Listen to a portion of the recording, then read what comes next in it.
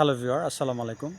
এই জগতে অনেক মনীষী অবদান রেখেছেন, সভ্যতার ক্ষেত্রে অবদান রেখেছেন, বিজ্ঞানের ক্ষেত্রে অবদান রেখেছেন। যে বিজ্ঞান আমাদের জীবনকে সহজ করে দিয়েছে, সেই বিজ্ঞানের যে অবদান, সেই অবদানের অধিকাংশই কিন্তু এসেছে অমুসলিম বিজ্ঞানীদের কাছ থেকে।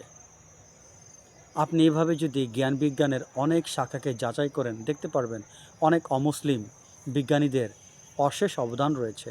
আপনি যদি দর্শনশাস্ত্র নিয়ে চিন্তা ভাবনা করেন, দেখা যাবে দর্শনশাস্ত্রে কিন্তু অনেক অমুসলিম দার্শনিকদের বিশাল অবদান আছে। যে দর্শনশাস্ত্র পড়ে আমরা ঈশ্বর সম্পর্কে একটা ভালো সংজ্ঞা পাচ্ছি, মহান আল্লাহ তাআলা সম্পর্কে তার অস্তিত্বের পক্ষে অসাধারণ জোরালো যুক্তি পাচ্ছি। যেই জোরালো যুক্তিটা শুনে অনেক নাস্তিক আস্তিক হয়ে যাচ্ছে। এমনও ফিলোসফার আছেন যাদের ক্ষুরধার যুক্তিতে অনেক সায়েন্টিস্ট, অনেক বুদ্ধিজীবী মাথা নত করেছেন, কোনো প্রকার আর প্রশ্ন করার সুযোগ পাননি। তাদের এই যুক্তির কাছে মাথা নত করে তারা অনেক নাস্তিক কিন্তু আস্তিক হয়ে গিয়েছেন। এখন প্রশ্নটা হচ্ছে যে এই সকল ব্যক্তিগণ, এই সকল মহাত্মাগণ যারা অবদান রেখেছেন বিজ্ঞানের ক্ষেত্রে, দর্শনের ক্ষেত্রে, আরও যারা অবদান রেখেছেন মানব কল্যাণে, মাদার তেরেসা এরকম অনেকে ছিলেন যারা মানব কল্যাণে নিজের জীবনকে তিলে তিলে শেষ করে দিয়েছেন। অনেক রাজনীতিবিদও ছিলেন যারা দেশের কল্যাণের জন্য, জনগণের কল্যাণের জন্য নিজের জীবনকে শেষ পর্যন্ত তারা বিসর্জন দিয়েছেন। ফর এক্সাম্পল, বিখ্যাত গ্রিক দার্শনিক সক্রেটিসের কথা আমরা বলতে পারি, যিনি তার শিষ্যদের জন্য, দেশের জন্য তিনি বিষের পেয়ালাকে গ্রহণ করেছিলেন। সহজে তিনি মৃত্যুকে গ্রহণ করেছিলেন মানবতার বৃহত্তর কল্যাণের জন্য। এখন অনেকে প্রশ্ন করেন যে তারা কি পরকালে নাজাত পাবে কিনা, যেহেতু তারা কেউ মুসলমান ছিলেন না। এটি একটি কিন্তু খুবই ভাইটাল একটা কোশ্চেন। আসলে আপনি মুসলমান হয়ে আপনি কি জান্নাতে যাবেন তার কোনো গ্যারান্টি আছে? জান্নাতে যাবার জন্য আল্লাহ পাক শুধু মুসলমানদের সৃষ্টি করেছেন? তাহলে একটা তো প্রশ্ন চলে আসে, পৃথিবীতে মুসলমান কতজন আছে? পৃথিবীতে তো অমুসলিমের সংখ্যাই বেশি। সবাইকে তিনি জাহান্নামের জন্য সৃষ্টি করেছেন? আবার আরেকটা প্রশ্ন আছে, যদি আপনি আপনার অ্যাঙ্গেল থেকে বিবেচনা করেন যে কারা কারা জান্নাতে যাবে, যদি পবিত্র কোরআন এবং হাদিস আলোকে আপনি ব্যাখ্যা করেন, তো দেখা যাবে মুসলমানদেরই একটা বিশাল পার্ট জাহান্নামে চলে যাবে।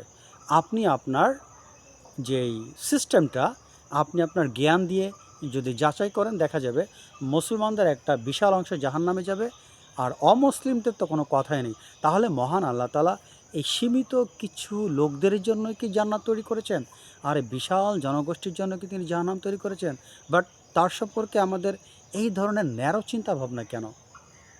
তিনি কি আনন্দ পান মানুষকে জাহান্নামের আগুনে পুড়িয়ে?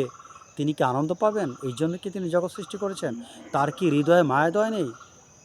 তিনি কি এই জন্যই জাহান্নাম সৃষ্টি করেছেন? প্রশ্নটা খুবই গুরুত্বপূর্ণ। দেখেন, এভাবে আমাদের ডিরেক্টলি কোনো কিছু বলা ঠিক নয়। অমুসলিমরা জান্নাতে যাবে না, মুসলমানরা জাহান্নামে যাবে না, এটি সার্টিফিকেট দেওয়ার ক্ষমতা কারও নেই। আল্লাহ পাকই ভালো জানেন কে যাবে, কে যাবে না। আপনারা যদি দেখেন যে আপনারা যদি পবিত্র কোরআন এবং হাদিস শরীফ ভালো করে অধ্যয়ন করেন, আমি কিন্তু ভালো করে বলছি, কেননা আমরা জাস্ট একটা আয়াত এর বাংলা তর্জমা পড়েই আমরা হয়তো স্টপ হয়ে যাই। আপনারা জানেন যে পবিত্র কোরআন শরীফ কিন্তু একটা নিগুড় রহস্য। ইমাম আল গাজ্জালি বলেছেন যে পবিত্র কোরআন শরীফের এক একটা আয়াত কমপক্ষে 60,000ভাবে এটাকে এক্সপ্লেন করা যেতে পারে, ব্যাখ্যা করা যেতে পারে। এটা 60,000 ব্যাখ্যা আছে, 60,000 এক একটা আয়াতের। আপনি জাস্ট একটা দেখলেন, আর এর পরিপ্রেক্ষিতে আপনি অ্যাসেস করা শুরু করে দিলেন এরা সবাই জাহান্নামী, আমি মুসলমান, আমি জান্নাতি। এতটুকু সাহস আপনার নেওয়া ঠিক নয়। আল্লাহ পাক ভালো জানেন কে জান্নাতে যাবে, কে জাহান্নামে যাবে। এখানে আপনার একটা বিষয় আমি বলিনি, যেহেতু প্রশ্নের উত্তরটা এখনও মীমাংসা হয়নি, এর জন্য আমি একটা বিষয় আপনাদেরকে বলিনি। সেটা হচ্ছে কি, কোনো ব্যক্তি যদি প্রকৃতভাবে সৎ কাজ করে, তার ব্যক্তিগত স্বার্থের জন্য নয়, বৃহত্তর মানবতার কল্যাণে প্রকৃতভাবে সে সৎ কাজ করে, নাস্তিক আস্তিক কোনো বিষয় নয়। জেনে রাখেন, আমি এটি আমার মন গড়া কোনো কথা বলছি না। আমি 25 ইয়ার্স কিন্তু এই ইসলামী দর্শন, মুসলিম দর্শন এবং বিভিন্ন দর্শনশাস্ত্র স্টাডি করে আসছি। এবং ইসলামের যে সকল বই আমি পড়েছি এগুলো কিন্তু বেশিরভাগই হচ্ছে তো আপনাদের বলতে হয় যে খুবই উঁচু লেভেলের মহান ইমাম যারা ছিলেন, খুবই উঁচু লেভেলের, এবং এমন এমন মুসলিম দার্শনিক ছিলেন যারা খুব উঁচু লেভেলের। আমি কিন্তু তাদের বইগুলি স্টাডি করে আমি সামারি করে আপনাদের প্রশ্নের জবাব দেওয়ার চেষ্টা করছি। দেখেন, সোজা কথা যদি বলি, কোনো ব্যক্তি যদি সৎ উদ্দেশ্যে, নিজের স্বার্থের জন্য নয়, নিজের সুনামের জন্য নয়, নিজের লাভের জন্য নয়, যদি মানবতার কল্যাণে অবদান রাখে, অবশ্যই সে তার একটা রেজাল্ট, তার একটা ভালো ফলাফল, তার একটা মহা ফলাফল সে মহান আল্লাহ তাআলার কাছ থেকে পাবে। সেটা মৃত্যুর পরেই সেটা পাবে। মহান আল্লাহ তাআলা তাকে কখনোই এই বিষয়ে বঞ্চিত করবেন না। এটি সে পাবেই।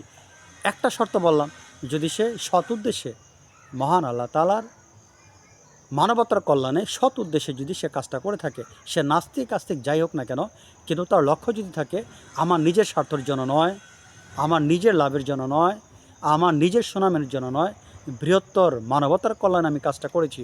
যেমন ফর এক্সাম্পল সক্রেটিস করেছেন, তার কিন্তু বেঁচে যাওয়ার অনেক সুযোগ ছিল, করেছেন। তো এরকম অনেকেই আছেন, আমি ছোট ভিডিওতে এত উদাহরণ দিতে চাচ্ছি না, এরকম অনেকেই আছে, আপনার ইতিহাসের পাতা ঘাটাঘাটি করলে পাবেন। তাদের জন্য অবশ্যই মহান আল্লাহ তাআলার পক্ষ থেকে খুবই ভালো গিফটের ব্যবস্থা আছে। মহান আল্লাহ তাআলা তাদেরকে সে গিফট থেকে নিরাশ করবেন না, তাদেরকে অবশ্যই খুশি করবেন মহান আল্লাহ তাআলা। আমি জাস্ট এতটুকু বললাম, মৃত্যুর পরে দুনিয়াতে তারা পাননি, দুনিয়াতে তারা তো নিজের জীবনকে ত্যাগই করেছেন, দুনিয়াতে তারা পাননি। মৃত্যুর পরে মহান আল্লাহ তাআলা অবশ্যই তাদেরকে পুরস্কার হিসেবে তাদের জন্য বিশেষ নেয়ামত রেখেছেন, সে ইসলাম ধর্মের হোক, অন্য ধর্মের হোক, কিন্তু শর্ত একটাই, সে যদি নিঃস্বার্থভাবে কাজ করে থাকে।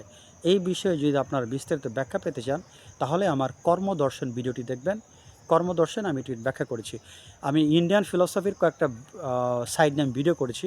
কর্মদর্শন আছে, জ্ঞানযোগ আছে, কর্মযোগ আছে, আপনারা ওটা একটু দেখবেন, দেখলে পর আপনারা জানতে পারবেন। আত্মদর্শন আছে। এই ভিডিওগুলো আমি আমার ইউটিউব চ্যানেল খোলার প্রথম দিকের এই ভিডিওগুলোতে খুব ফিলসফিক্যাল আলোচনা করা হয়েছে।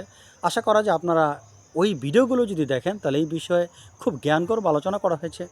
যারা বুদ্ধি নিয়ে চলেন, যারা জ্ঞান নিয়ে চলেন, তাদের জন্য আশা করা যায় ওই ভিডিওগুলো অত্যন্ত ফ্রুটফুল হবে আশা করি। ছোট পরিসরে আজকের ভিডিও এখানে শেষ করছি। সবাই ভালো থাকেন। আল্লাহ হাফেজ।